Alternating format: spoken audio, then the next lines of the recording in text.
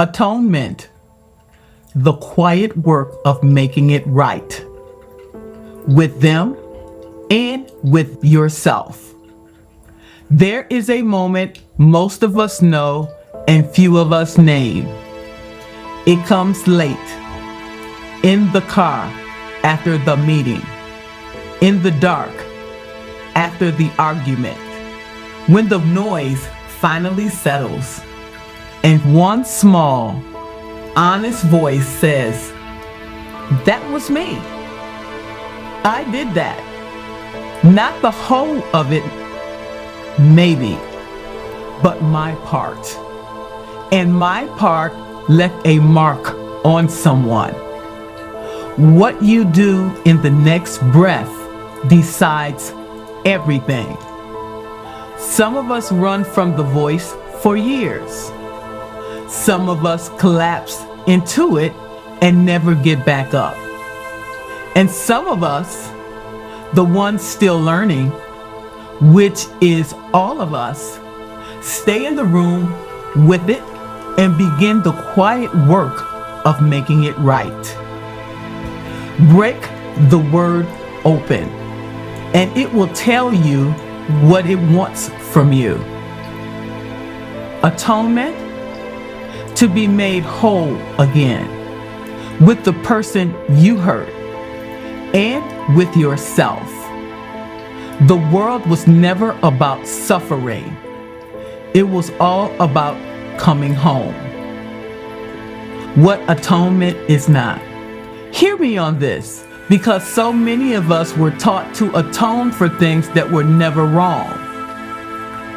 For taking up space, for having a voice in the room, for being the one they did not expect.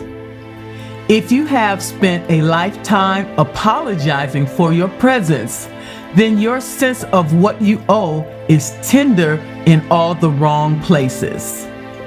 Sore where there was never a wound, and numb where there was. So, before you kneel to make everything right, ask gently, is this mine? Some of what you carry was placed in your arms by someone else. Blame that got handed down, guilt that got reassigned, shame that belonged to the person who hurt you. You have watched it happen. Some of you have lived it. That is not your debt. That is their bridge to rebuild. And you are allowed to set it down. You cannot atone for taking up space. That was never a debt. What atonement is. Real atonement begins with a distinction your heart already knows. Guilt is a visitor. Shame moves in. Guilt comes to the door with a message. Something you did caused pain, and it can be tended. Shame doesn't knock, it occupies. It tells you that you are the damage, that the kindest thing you can do is disappear quietly, so no one is inconvenienced by your repair. Only one of those voices loves you. Guilt, for all its ache, believes in you. It believes you are someone who can make things right. Shame believes in nothing. The leader who confuses them either refuses to atone at all because admitting fault feels like dying, or atones forever, performing remorse long after the wound has closed, because she is serving shame, and shame is never satisfied. And the apology? The words themselves is only the doorway. It matters. It opens something. But the making right lives in what you do after the words, in the slow accumulation of days where you are different. Anyone can say it, Love is proven in the staying. Guilt believes you can make it right. Shame just wants you gone. Listen to the one that loves you. The quiet work. I spent 39 years building and rebuilding what was broken, and I will tell you what I learned about repair. Not the steps of it, but the soul of it. It begins with sitting still long enough to see clearly. Not the story where you were justified, and not the one where you are a monster. Just what happened and what it cost someone. This is the hardest sit in your life, and it is holy. Truth-telling to yourself without flinching and without cruelty is where every genuine repair begins. Then, and this is the tender part, you cross over to their side of it. You stand where they stood when your words landed. You let yourself feel what it was like to be them in that moment, even though every instinct wants to explain what you meant. Intent is your story. Impact is theirs. Atonement asks you to honor theirs first. When you speak, speak clean. No but, no case for the defense. One true sentence of ownership.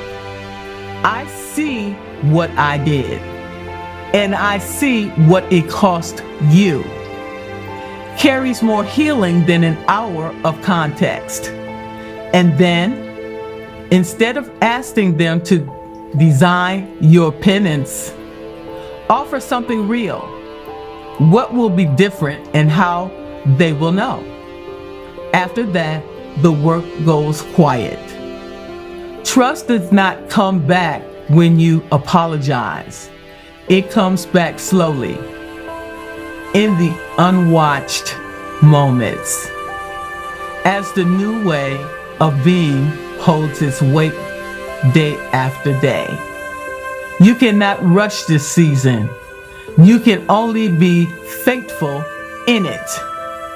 And when the repair has held, when the behavior has been true for longer than the wound was open, there is one last act of atonement, and it is the one we withhold from ourselves the longest.